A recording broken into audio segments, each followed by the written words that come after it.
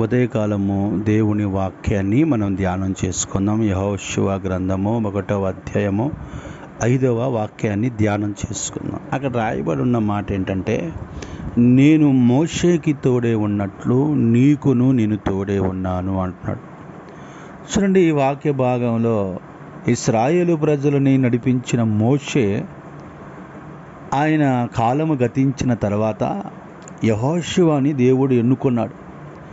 కొన్నిసార్లు మనకి కొన్ని బాధ్యతలు ఉంటాయి.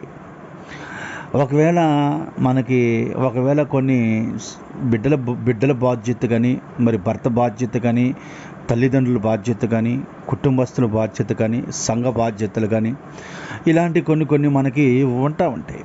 వాటిని మనకి వచ్చినప్పుడు వాటిని మనం ఎలా డీల్ చేయాలని మనం ఆలోచిస్తూ ఉంటాం.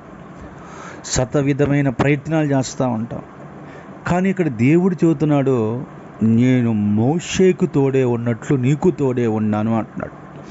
అంటే దేవుడు మనకి తోడే ఉంటే, ఆయన మనకు తోడే ఉంటే మనకి చేసేది ఏంటి ఆయన అంటే, మనము ఏదైతే డీల్ చేసుకోలేమో అవన్నీ ఆయన డీల్ చేసి పెడతాడు.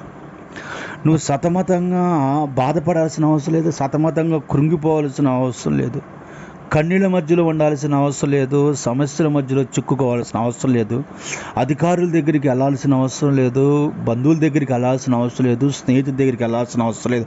ఎందుకంటే దేవుడు నీకు తోడే ఉన్నాడని దేవుని వాక్యం తెలియజేస్తూ ఉంది.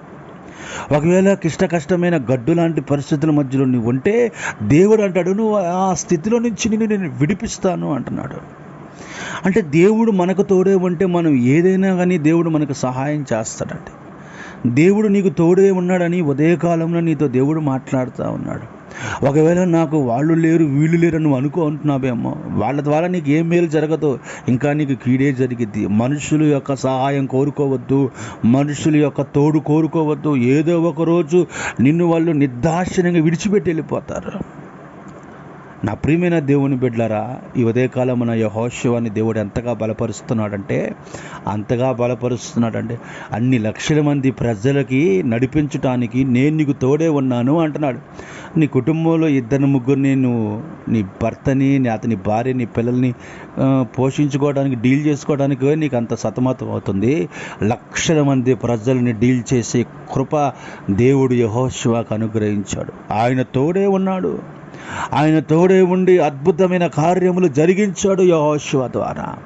ఈరోజు నువ్వు ఎన్నికలేని వ్యక్తిగా, ఎన్నికలేని మనిషిగాను ఉన్నావేమో, దేవుడు నీకు తోడుగా ఉంటున్నాడు. వారిలో ఒంటరైన వాడు 1000 మంది వాక్యం సెలవిస్తూ ఉంది. ఈరోజున దేవుడు నిన్ను బలపరుస్తున్నాడు. నువ్వు దేని విషయంలో కృంగిపోవద్దు, దేని విషయంలో నలిగిపోవద్దు.